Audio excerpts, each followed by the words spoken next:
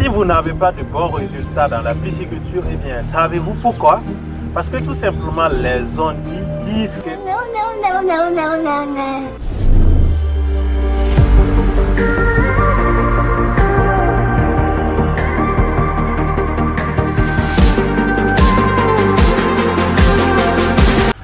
Si vous n'avez pas de bons résultats dans la pisciculture, eh bien, savez-vous pourquoi? Parce que tout simplement, les ondits disent que la pisciculture, elle est très facile, elle est simple à faire, à pratiquer. Aucun travail n'est facile, aucune activité n'est juste facile comme ça à pratiquer. En réalité, il faut savoir comment se font vraiment les choses. Parce que quand vous mettez dans votre tête qu'elle est facile à pratiquer, eh bien, vous considérez les choses très simples. Pourtant, il y a une base, il y a quelque chose que si vous ne respectez pas, ce n'est pas seulement dans la pisciculture, que ce soit dans la pisciculture, dans l'aviculture ou dans n'importe quelle activité, dans l'agro-pastoral, si vous ne faites pas bien le suivi technique, ça sera très compliqué pour que vous obteniez le résultat escompté. Par exemple, en aviculture, il y a ce qu'on appelle la prophylaxie. Le premier jour, dès l'arrivée des poussins jusqu'à la sortie, par exemple pour 45 jours pour les poulets de chair, 3 mois pour les poules locales améliorées, par exemple 5 mois avant que la ponte commence pour les poules pondeuses, ainsi de suite. Vous voyez un peu, non? Il y a plusieurs races de poules. C'est les poissons aussi, c'est comme ça. Même si on ne vous dit pas de temps en temps qu'il y a une prophylaxie, il y a ce qu'on appelle le suivi technique. Et si vous ne respectez pas ça, c'est-à-dire le suivi technique consiste tout simplement à bien suivre votre activité, votre exploitation piscicole. Savoir quand il faut nourrir les poissons, savoir combien pèse votre poisson, savoir quel aliment il faut utiliser, savoir mesurer la quantité d'aliments à donner chaque jour, à distribuer chaque jour, ainsi de suite. Vous voyez un peu l'idée.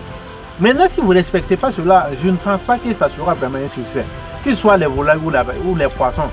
Par exemple, si vous élevez des poussins et vous donnez la quantité d'aliments à distribuer chaque jour, si vous ne respectez pas cela, ça sera très compliqué. Même chose sur les poissons. Quand vous élevez par exemple des tilapias qui pèsent par exemple 100 grammes et vous ne calculez pas bien la quantité d'aliments à distribuer chaque jour, ça sera très compliqué. La même chose aussi, c'est l'aliment que vous utilisez. Est-ce que cet aliment c'est fait pour les poissons tilapia? Vous voyez un peu, et la qualité aussi de l'eau que vous devriez respecter et la densité. Donc, ce sont des paramètres, plusieurs paramètres à prendre en compte. Vous voyez, et si vous ne respectez pas, ne vous fatiguez pas, ne vous plaignez pas trop après pour dire que non, je n'ai pas eu ce que je voulais. Ça fait 6 mois, 7 mois, 10 mois que je lève mes poissons, ils ne grossissent pas, tout ça. Il y a une chose que j'aimerais vous dire ici. C'est très compliqué de prendre un alevin de tilapia de 2 grammes, de 3 grammes, de 5 grammes, par exemple, aujourd'hui.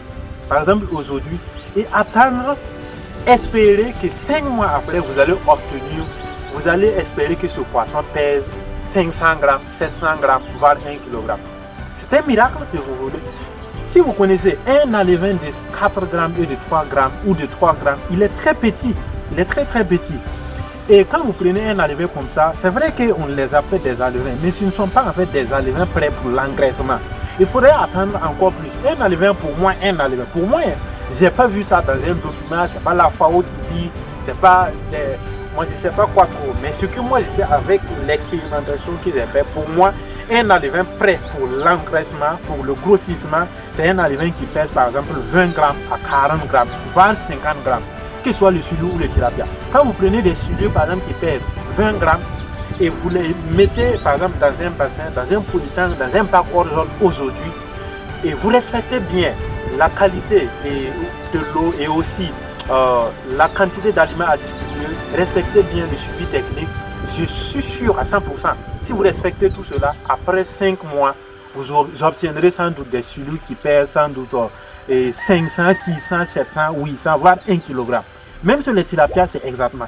Prenez un tilapia par exemple qui pèse 20 grammes, ou bien 30 grammes, ou bien 40 grammes, voire 50 grammes aujourd'hui, surtout des mâles uniquement. Et vous respectez l'alimentation, le taux de protéines de l'aliment que vous utilisez pour les nourrir, ne changez pas. Et aussi, la quantité à mesurer, faites aussi, comment dire, la pêche de contrôle au fur et à mesure. Et vous allez voir qu'après 5 mois, vous allez obtenir un bon résultat. Mais si vous ne respectez pas cela, c'est compliqué. Il y a une chose aussi que j'aimerais vous préciser ici. Il y a des choses que vous faites par exemple chez vous. Par exemple l'expérimentation. Expérimenter les tilapias ou les silures avec 200 silures ou bien 200 tilapias ou bien 500. Voilà, vous voyez, non, ça c'est une expérimentation. Par exemple chez vous à domicile, avec un bac hors sol ou bien un polytank ou bien un bassin. Vous voyez un peu l'idée. Cette expérimentation-là, si elle ne réussit pas, ça ne veut pas dire que quand vous partez sur un grand site pour exploiter, elle ne va pas réussir. Parce que l'expérimentation chez vous à domicile, vous ne pouvez pas respecter tout. Le suivi technique, les conditions, le taux de distribution journalière de l'aliment, et par exemple la pêche de contrôle, vous ne pouvez pas respecter. Il y a le stress, il y a l'eau, qualité de l'eau. Donc vous ne pouvez pas arriver à contrôler tout ça à 100% quand vous faites l'expérimentation chez vous à domicile ou bien que ce soit à la ferme. Vous voyez, non? Donc ce n'est pas quelque chose qu'on s'amuse avec. Même sur les volailles, quand vous vous amusez, les poulets vont piquer directement une maladie ou bien vous allez perdre tous vos volailles en 2 jours comme ça. Sur les poissons aussi, c'est comme ça. Ne pensez pas que parce que la pisciculture, vous pensez que la pisciculture est facile, vous allez venir ici, ouais c'est facile, oh, ouais, moi je veux aussi pratiquer la pisciculture parce qu'à ce qu'il paraît c'est facile. Non, elle n'est pas facile. Et si vous misez vraiment, que ce soit 300 000, 500 000, 1 million, et vous vous amusez vraiment, vous allez ranger vos bacs hors sol, vos polytanks ou bien détruire vos bassins et dire que la pisciculture ne m'a pas souri et je n'avais pas de la science. Pourtant, non, on ne parle pas de science ici. Ce n'est pas une question de science, c'est une question de bonne pratique, une question de suivi, une question de connaissance.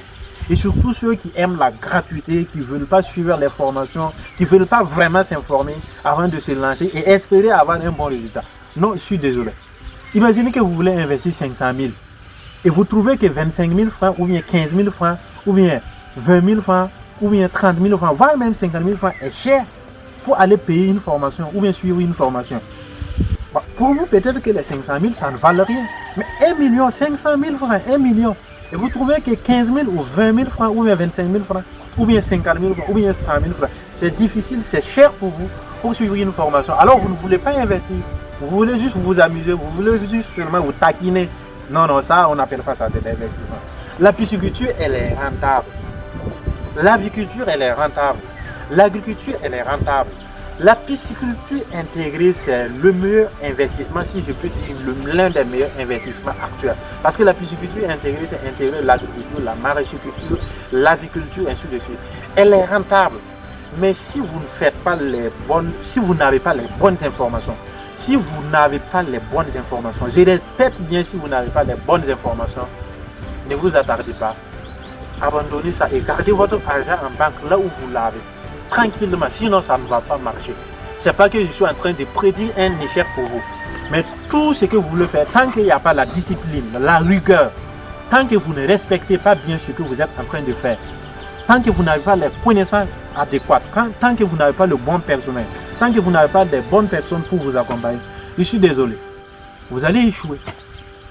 Et bien sûr, l'échec fait partie de la vie, mais l'échec, quand vous calculez bien, vous pouvez l'éviter. Mais ça, si vous échouez, ce n'est pas parce que ça devrait arriver, mais parce que vous avez été quelqu'un qui a été un grand ignorant ou une grande ignorante. Vous voyez, non? Les peureux, les peureuses, c'est ça. Quand vous voulez vous lancer et vous avez peur et vous vous dites, oui, je vais juste essayer comme ça. Essayer, c'est bien, mais quand vous essayez en investissant, même si c'est 200 000 francs, informez-vous très bien. Même si vous ne voulez pas encore commencer la pisciculture, si vous suivez une formation, que ce soit avec moi, quand je parle de ça, ça ne veut pas dire parce que je fais des formations ou quoi que ce soit, mais que ce soit quelqu'un d'autre. Si vous vous informez ou bien vous achetez un livre, de toute façon, ça apporte un plus dans votre vie, n'est-ce pas? C'est très très important. Quand vous voulez investir, évitez la peur, l'ignorance et surtout l'ignorance. C'est ça qui peut vous conduire vers l'échec.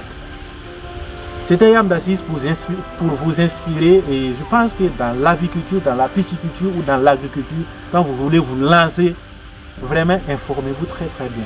Sinon, renseignez-vous bien. Il y a pas mal, par exemple, de 100 fermes qui se construisent aujourd'hui, que ce soit avicole, une ferme avicole, piscicole ou agricole aujourd'hui. Au bout de 3 ans, ils ont fermé ça, soit disant qu'il n'y avait pas le bon personnel. C'est faux. bien vrai que ça peut lier au personnel. Le problème peut venir de ça, du personnel. Mais si vous n'avez pas les bonnes informations aussi, ça ne peut pas marcher. C'était Yam Dassis et à très bientôt pour une nouvelle vidéo.